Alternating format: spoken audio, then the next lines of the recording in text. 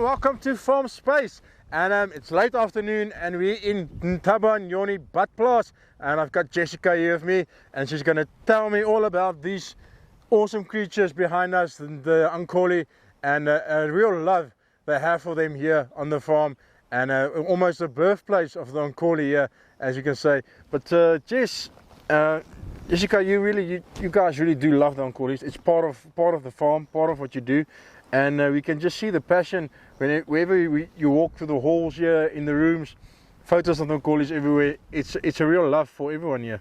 No, thank you, Tinus, and thank you for having us today. Tinus, we farm with Ankole. We love Ankole. I always say that Ntaba Nyoni is home of the largest Ankole herd in South Africa. It's unbelievable how we manage all this herd that we have on the farm. So Ankole are originally from Uganda, and then we have a lot of Ankole now in South Africa. So we're very much pleased to be hosting this Ankole auction. It's an auction that we have each and every year.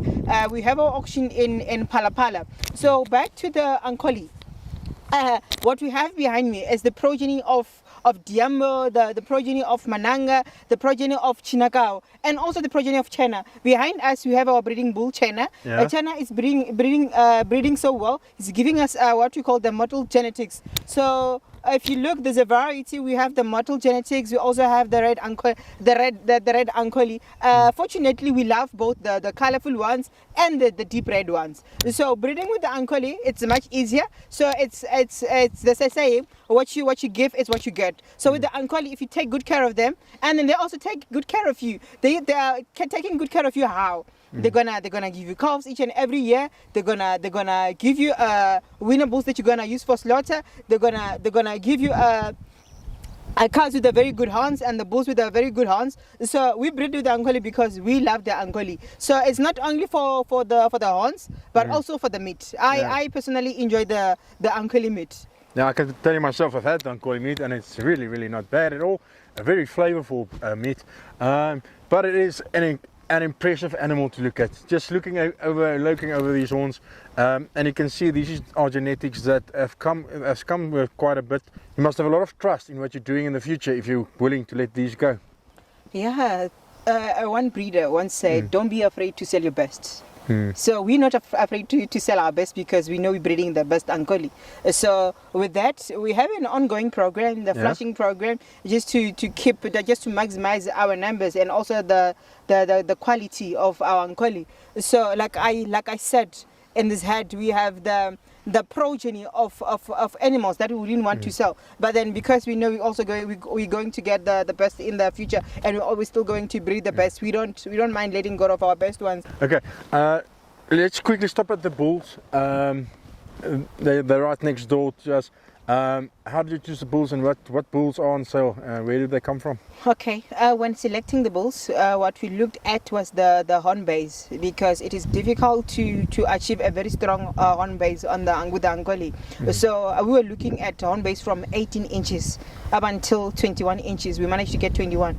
So I'm not even sure if we have a lot of bull on sale this year. I think we'll be selling between 6 and 8 bulls, but then they mostly from different fathers. We have Dimbaza, we have Diambo, our biggest bull, and we also have Chinakao.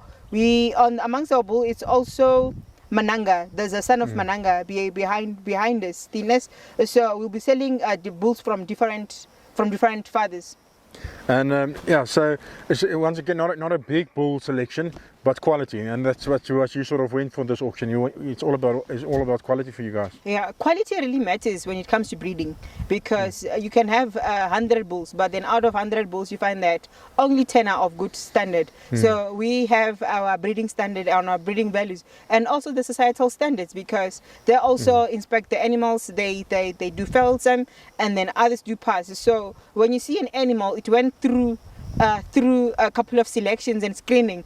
So like I said, with the bulls that we're having this year as the quality bulls. As the biggest Ankole stud in the country, there's a lot of eyes on you, a lot of people looking up to you, expecting a lot from you, and this auction is your stage where you have to show what you can do, and I'm guessing you are happy with what you've put together in the Ankole side. Yeah, we are more than happy because with the animals that we've selected, if we were to go to a particular auction and then we found these animals presented, we are going to buy all of them. So it's not the animals that we're saying we're cleaning our farm and then they must go. It's the animal that we still want to breed with. Like I said, I will still buy this animal because they are one of the best.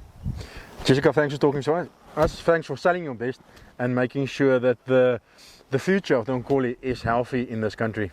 Thank you, Tinus, and thank you for all your effort. You're more than welcome on the farm anytime. You shouldn't only come during the auction time. You can come anytime. That sounds lovely. As I said to you earlier, I can have a vacation here for a week. You're welcome, Tinus. Okay, make sure you come to the auction. That is now in Pala on the 4th of March, and these Ankoles are really looking good.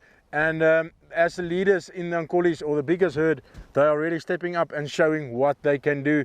I think it's going to be a spectacular auction, and you should not miss out if you're an Ankole fan, breeder, or a future interested breeder. Until next time, cheers. Thank you.